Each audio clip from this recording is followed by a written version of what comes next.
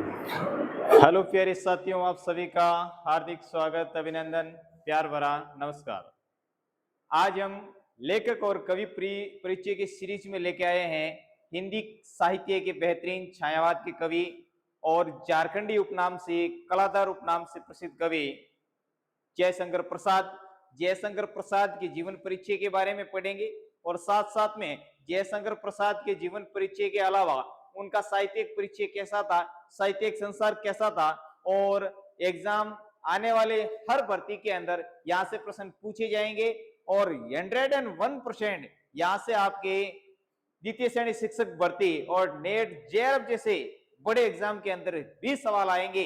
तो चलें शुरू करते हैं जयशंकर प्रसाद का जीवन परिचय।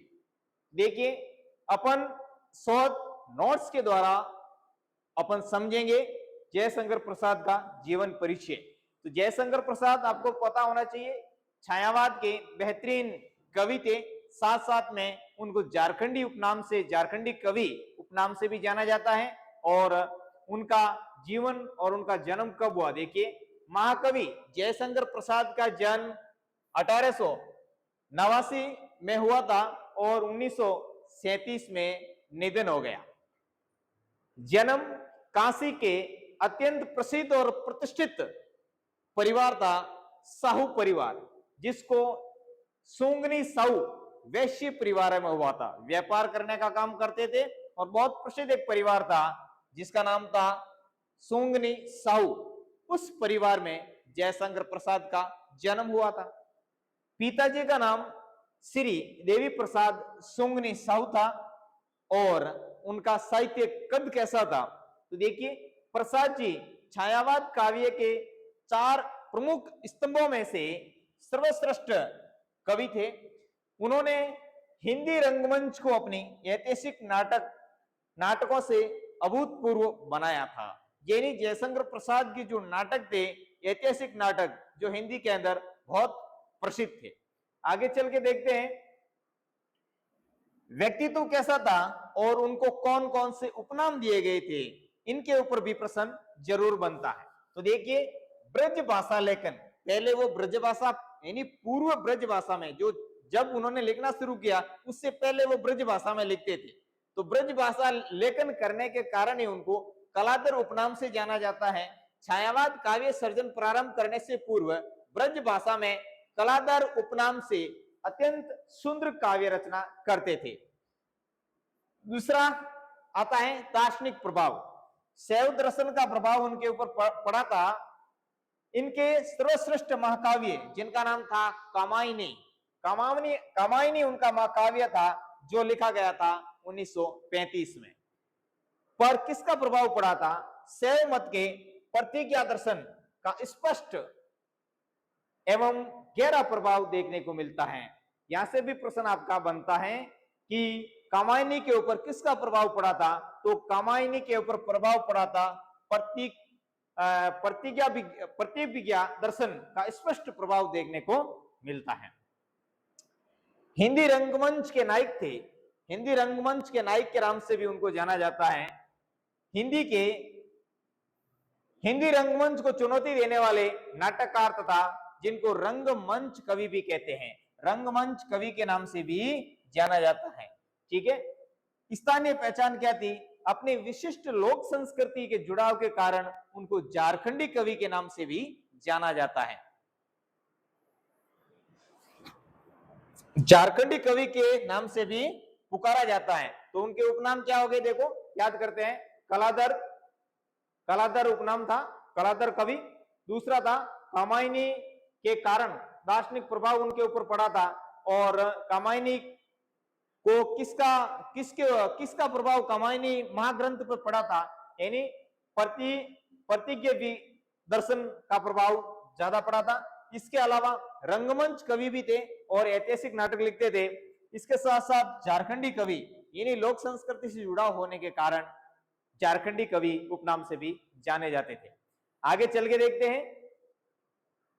देखिए, प्रारंभिक काव्य कैसा था, यहां से प्रश्न आपका कई बार बनता है। तो देखिए, सबसे पहले देखते हैं ब्रज भाषा व रूपांतरित काव्य। पहले वो ब्रज भाषा में लिखते थे और उसके बाद में उन्होंने खड़ी बोली में लिखना प्रारंभ किया था। तो देखिए प्रेम पथिक एक उनकी जो काव्य था उनका प्रेम पथिक जो 1905 में लिखा गया था, मूलतः ब्रज भाषा में रचित छोटा सा प्रबंध काव्य था। प्रबंध काव्य का मतलब होता है काव्य के नियमों में बंधा हुआ काव्य था। इनका 1913 में खड़ी बोली में रूपांतरण कर दिया गया, रूपांतरित कर दिया गया, उसको खड़ी बोली में वापस कन्वर्ट कर दिया गया। ठीक है, चित्रधारा, चित्रधारा ग्रंथ था जो 1906 में लिखा गया था। 1906 से 1909 के तक रचित प्रसाद जी का एक ब्रज भाषा में सर्वश्रेष्ठ कविता का प्रमाणिक ग्रंथ था। ठीक है, तो इन दोनों को याद रखना, प्रेम पथिक और चित्राधार, चित्राधार और प्रेम पथिक। ठीक है, दोनों ही खड़ी बोली में लिखे कन्वर्ट बदले गए थे। पहले किस में लिखे गए थे? ब्रज भाषा के अंदर लिखे गए थे। ठीक है, अब खड़ी बोली वे विशिष्ट रचनाएं कौन कौन सी थी? बहुत प्रसिद्ध रचना है उर्वशी, 1909 में लिखी गई थी। ठीक है, प्रसाद जी की प्रथम पुस्तकार रचना जो चंपू शैली में लिखी गई थी। अब चंपू शैली में लिखी गई प्रथम पुस्तक कौन सी थी या रचना कौन सी थी? उर्वशी। ठीक है, चंपू शैली का मतलब होता है जिसमें गद्य और पद्य दोनों का मिश्रण था, यानी दोनों में लिखा गया था। वेरी इंपॉर्टेंट है, गद्य पद्य में लिखी गई चंपू शैली के अंदर। चंपू शैली में प्रसिद्ध रचना थी जिनका नाम था उर्वशी। कानन कुसुम जो 1913 में लिखी गई थी, प्रसाद जी रचित खड़ी बोली की कविता का प्रथम स्वतंत्र काव्य संग्रह जो 1909 में 9 से लेकर 1913 में रचा गया था या लिखा गया था, कानन कुसुम। ठीक है, अगला आता है करुणालय व महाराणा प्रताप का महत्व। एक पुस्तक लिखी थी करुणालय व महाराणा प्रताप का महत्व।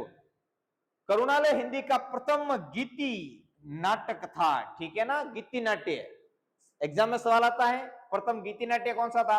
करुणालय व महाराणा प्रताप का महत्व। महाराणा प्रताप का महत्व 1914 में लिखा गया एक लघु ऐतिहासिक नाटक, ऐतिहासिक खंड काव्य था। महाराणा का महत्व जो 1914 में लिखा गया था और लघु ऐतिहासिक खंड था।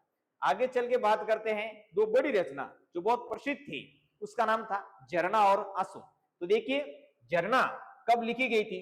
1918 में लिखी गई थी। झरना उनकी बहुत प्रसिद्ध रचना थी, उनके ऊपर थोड़ी चर्चा करते हैं। प्रसाद जी का अत्यंत प्रसिद्ध और ऐतिहासिक नाटक था, यानी इतिहास की बातों का उसमें जिक्र था। छायावादी प्रयोगशाला, इस संग्रह को छायावादी प्रयोगशाला का प्रथम आविष्कार माना जाता है। ये जो रचना थी झरना, इसको छायावादी प्रयोगशाला का प्रथम आविष्कार माना जाता है। झरना रचना को छायावाद का प्रथम आविष्कार माना जाता है। ठीक है, प्रथम छायावादी कविता इसी संग्रह में प्रसाद जी की पहली छायावादी जो कविता थी जिनका नाम था प्रथम प्रभात। क्या नाम था? प्रथम प्रभात का संकलन किया गया था। एग्जिट याद हो गई आपको? देखना कि प्रसाद जी झरना कविता कब लिखी गई थी? 1918 में लिखी गई और प्रसाद जी की अत्यंत प्रसिद्ध और ऐतिहासिक संग्रह है। ठीक है ना, ये छायावाद की प्रथम प्रयोगशाला के नाम से भी इनको जो माना जाता है, जाना जाता है। और प्रथम रचना, प्रथम कविता कौन सी थी? प्रथम कविता थी इनकी छायावाद की प्रथम कविता प्रथम प्रभात, ये इस संग्रह में संकलित थी। दूसरी आती है बहुत प्रसिद्ध आंसू जो 1925 में लिखी गई थी। ठीक है, इसको भी याद रखना है। हिंदी साहित्य का अत्यंत विख्यात और मार्मिक काव्य है। मार्मिक का मतलब होता है मन को छू जाने वाला, मन को छू जाने वाला आंसू। ठीक है, वीर्य प्रधान काव्य है। वीर्य प्रधान का मतलब होता है जब नायक और नायिका आपस में मिलते हैं और उसके बाद में जब बिछड़ जाते हैं और बिछड़ने के बाद मन में उठने वाली जो पीड़ा और दर्द होता है उसे कहते हैं वीर्य। ठीक है, और ये वीर्य प्रधान दुख या कह सकते हैं वीर्य प्रधान काव्य है। उसमें कुल 133 छंद है। कितने हैं? 133 छंदों में वीर्य प्रधान अत्यंत भावुक और स्मृति काव्य है। भावुक और स्मृति यानी आंसू आ जाता है इसको पढ़ते ही, इतना भावुक और मार्मिक काव्य है। देखिए इसका जो संशोधित संस्करण कब लिखा गया था? इनका द्वितीय संशोधित और परिवर्तित जो संस्करण था वो 1933 में प्रकाशित किया गया था। इसको वापस संशोधित किया गया था और 1933 में उसको वापस प्रकाशित किया गया था। 25 में तो लिख दिया, उसका वापस संशोधन करके 33 में वापस इसको लिखा था। याद रखना, ठीक है। सवाल आएगा कि हिंदी साहित्य का अत्यंत विकसित और मार्मिक काव्य जो है कृति प्रसाद जी का कौन सा था, तो नाम आएगा आंसू। ठीक है, आंसू और झरने के बारे में हमने चर्चा करी है। आगे उनकी एक बहुत प्रसिद्ध रचना थी, उनके ऊपर भी चर्चा करेंगे, जहां से सवाल आपका 101% बनेगा। देखिए, काव्य साधना के अंदर एक और रचना आ रही है जिसका नाम है लहर, जो 1933 में लिखी गई थी। प्रसाद जी की सन 1930 से 33 तक एक सुंदरतम रचना थी। इसमें अनेक रहस्यवादी और भावपूर्ण गीतों का संग्रह है। इस संग्रह के अंदर, जिनका नाम था लहर, उसमें गीतों का संग्रह है, भावुक और मार्मिक गीतों का संग्रह है। इसके प्रसिद्ध गीत, जिनका नाम था ले चल मुझे बुलावा लेकर मेरे नाविक धीरे धीरे, क्या नाम था, ले चल मुझे बुलावा देकर मेरे नाविक धीरे धीरे, बहुत प्रसिद्ध एक भावुक गीत है। ये इसी संग्रह के अंदर लिखा गया था। इसके कारण पलायनवाद का आरोप भी प्रसाद जी के ऊपर लगा था। पलायनवाद का आरोप किस रचना के ऊपर लगा था, कौन सा संग्रह था, उसका नाम था लहर। ठीक है ना। उसका एक गीत भी आपको याद रखना है। गीत के बोल थे, ले चल मुझे बुलावा देकर मेरे नाविक धीरे धीरे।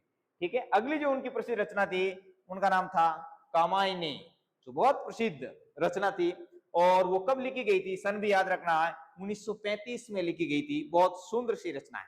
ठीक है, इसके ऊपर चर्चा करते हैं। खड़ी बोली हिंदी का सर्वश्रेष्ठ और कालजयी महाकाव्य है। कालजयी का मतलब होता है काल पर विजय प्राप्त करने वाला। ठीक है, उनका बहुत प्रसिद्ध काव्य है। इस कालजयी रचना को लिखने की प्रेरणा प्रसाद जी को कहां से मिली थी, सतपथ ब्राह्मण से मिली थी। कहां से मिली थी, इसको याद रखना है, सतपथ ब्राह्मण से मिली थी। सतपथ ब्राह्मण से ये जो है उनको मिली थी प्रेरणा लिखने की। यानी कहां से इस कामायनी को लिखने की प्रेरणा कहां से मिली थी, सवाल आएगा, सतपथ ब्राह्मण। ठीक है। इस महाकाव्य की मूल वैचारिक पीठिका आनंदवाद की स्थापना करना था, और उनका जो मूल उद्देश्य था आनंदवाद की स्थापना करना। क्या उद्देश्य था, आनंदवाद की स्थापना करना। यह भी आपको याद रखना है। तो दो रचना ये भी आपको अच्छी तरीके से याद हो गई, मान लो लहर और कामायनी। अब थोड़ा कामायनी के अंदर और हम आगे बढ़ के चर्चा करेंगे, कहां से सवाल बनेगा और किस प्रकार का सवाल बनेगा। ठीक है, कामायनी कहां से, प्रेरणा कहां से मिली थी, सतपथ ब्राह्मण से मिली थी। एक जो है सतपथ ब्राह्मण ग्रंथ था, वहां से मिली थी, और उसके अंदर आनंदवाद की स्थापना करना मूल उद्देश्य था। चले आगे बढ़ते हैं। अब कामायनी के ऊपर चर्चा करेंगे। उनके कुल कितने सर्ग थे, तो 15 सर्ग थे। कितने सर्ग थे, 15 सर्ग थे। और क्रम 1 से 5 देखो कौन कौन से सर्ग थे, चिंता, आशा, श्रद्धा, काम, वासना। ठीक है, लज्जा, कर्म, ईर्ष्या, ईड़ा और स्वपन। 11वां नंबर पे आता है संघर्ष, निर्वेद, दर्शन, रहस्य और आनंद। ठीक है, ये कुल कितने सर्ग थे, 15 सर्ग थे। सीधा प्रश्न पूछा जाता है कामायनी में कुल कितने सर्ग थे, तो आप बताओगे 15 सर्ग थे। बिल्कुल एकदम अच्छी तरीके से लिखा हुआ, देखो यहां से क्रमवाई हमने उसको लिया है, चिंता से लेकर आनंद तक। ठीक है, कुल जो है 15 सर्ग थे। अब आगे और कामायनी के ऊपर चर्चा करते हैं। कामायनी पात्र और प्रतीक व समीक्षा। ठीक है ना, उसके पात्र और वो कौन से पात्र किसका प्रतीक थे, यहां से प्रश्न कई बार आपके आता है। ठीक है, मनु किसका प्रतीक था, मानवीय मन का प्रतीक था। किसका प्रतीक था, मानवीय मन का प्रतीक था। ठीक है, श्रद्धा सात्विक हृदय का प्रतीक थी। हृदय का प्रतीक थी सात्विक हृदय।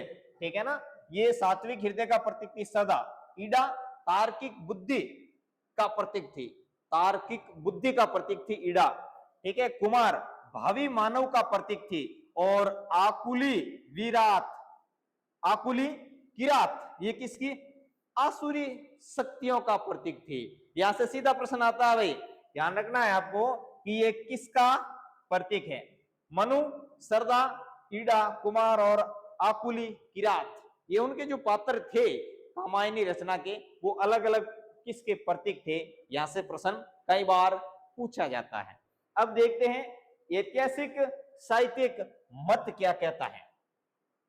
मांगला प्रसाद पारितोषिक, इस अमर महाकाव्य रचना पर प्रसाद जी को हिंदी साहित्य का सर्वश्रेष्ठ जो पुरस्कार था, जिनका नाम है मांगला प्रसाद पारितोषिक पुरस्कार मिला था। कामायनी के ऊपर मांगला प्रसाद पारितोषिक उनको दिया गया था। ठीक है, अब आगे बात करते हैं। आनंद आचार्य नंद दुलारी वाजपेयी ने क्या कहा कि कामायनी मानवता का रहस्यात्मक इतिहास और नए युग का काव्य है। ठीक है, ये कोट भी आपको याद रखना है, कोटेशन। शांति प्रिय द्विवेदी क्या कहते हैं कि कामायनी छायावाद का उपनिषद है। याद रखना, जो है किसने कहा कामायनी छायावाद का उपनिषद है, यहां से प्रश्न आपका बन रहा है। तो किसने कहा, ये द्विवेदी ने कहा। किसने कहा, शांति प्रिय द्विवेदी ने इनको कहा कि ये छायावाद का उपनिषद है। तो इसके बारे में चर्चा करी हमने। ये प्रश्न यहाँ से कई बार बन जाता है, तो ऐसे कैसे प्रश्न आपको अच्छी तरीके से पढ़ा है, याद किया है इनको। और हमने ये एक जो सुंदर सी एक नोट्स अपने के दिए हुए थे, उस नोट्सों के माध्यम से हमने पढ़ा, आपके सामने रखा कि छायावाद के बेहतरीन कवि जिनका नाम जयशंकर प्रसाद था, इनको हमने अच्छी ढंग से पढ़ा है और उनकी साहित्यिक जीवन के बारे में पढ़ा है। तो इस वीडियो को आप ज्यादा से ज्यादा लाइक करना, शेयर करना और अपने दोस्तों तक इसको जरूर पहुंचाना। धन्यवाद।